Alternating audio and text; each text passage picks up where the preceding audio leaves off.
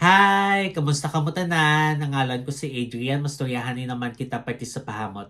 Ini nga pahamot nga luyag ko istorya sa inyo subong, tawag siya The Scent of Peace for Him. Iyan ni siya ni Bond number 9. Panlalaki ni siya, pero kung luyag mo siya suksokon, bahala ka pag gusto ka. Kag o di parfum ni siya, butang balon, isa ka baso kalayo bago ka masimutan. Ano ni siya klase nga pahamot?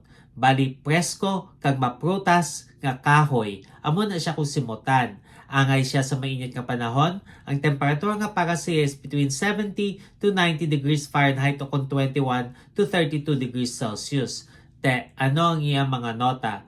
For the top, we have pineapple, juniper berries, kag bergamot. Ang pinya, matamis kag maaslom nga prutas nga masimutan mo dayon sa sini nga pahamot. Tapos juniper berries, presko kag do pine tree nga nota. Tapos bergamot nga mahamot nga citrus.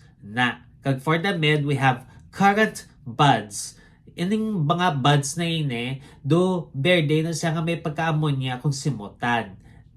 Kag for the base, we have cedar kag vetiver. Ang cedar, mahamot nga kahoy. Vetiver, kuskus do hilamon kung simutan.